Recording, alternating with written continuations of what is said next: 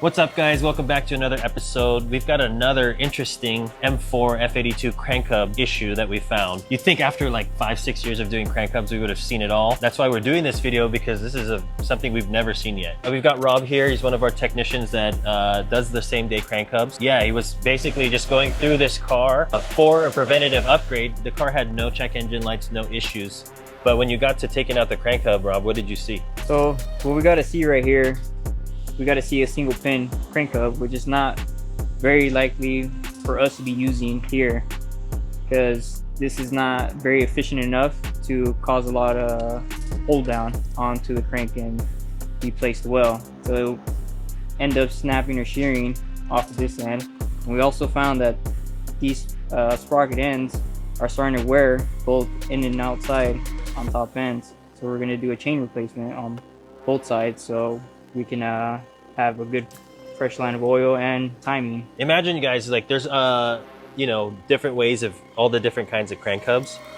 We've seen this design philosophy on other brands as well, and there's a reason why we don't use this or recommend it, because imagine all the torque that this has to hold is only going to one specific spot. And that's why you've seen, or if you look online and search online, there's a lot of threads where these have failed or caused cracking on the crankshaft. Besides the actual design of it, we've never seen a crank hub that has failed on the chain and the sprocket.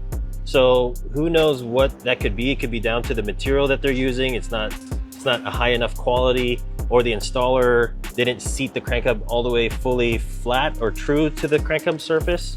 But unfortunately, too, when you have this kind of a crank hub, there's a giant hole that you have to drill out from the crankshaft. And like, who wants to drill out this much of their factory crankshaft out? Yeah, it's a lot of material to waste. It's pretty much pointless.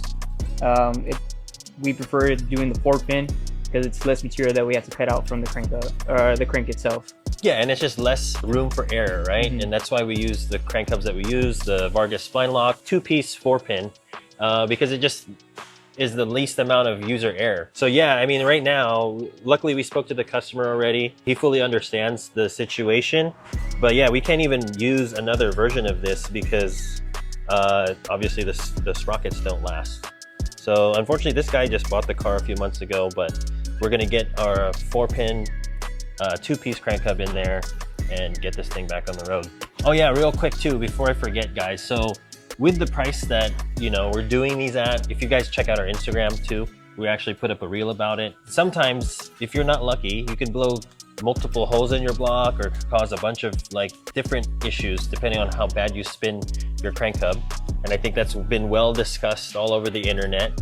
But let's say you make a bet for $10,000 of like a repair if you do spin your crank hub. Would you rather bet and live life on the edge to save $10,000, or pay $1,750 to guarantee that you're not going to spend $10,000? So something like, these kind of things too, it's very different because there's a lot of different designs out there. But, having done right now, this is our 4th crank hub this week. Unfortunately, Rob's had a really hard week because every crank hub.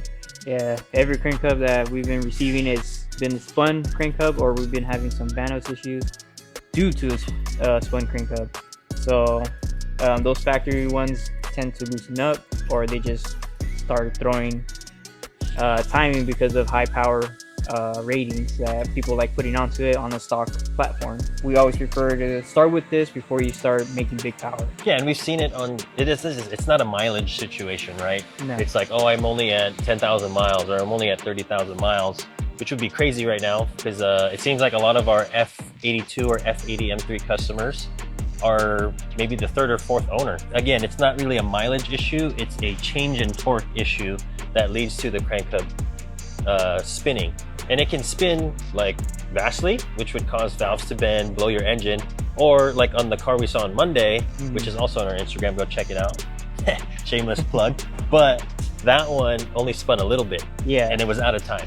Yeah, so luckily we were able to save that one and be able to only spend less time and less amount of money on product to save this customer's car. Yeah, and then while we're at it, since we're talking about it too, we've been getting a lot of people who drive far I think the record right now is someone from Florida drove all the way out to us here in LA, Orange County. Thanks to you guys asking us to go out there and help you guys with your crank hubs. So please stay tuned for that. So if you guys have any questions about your crank hub, want any more explanation, or if you'd like a quote, or to know more about when we'll be traveling outside of the country to do more crank hubs, please hit us up at Studio RSR. Check out our website, studiorsr.com, and we'll be happy to answer any of your questions. See you guys in the next one.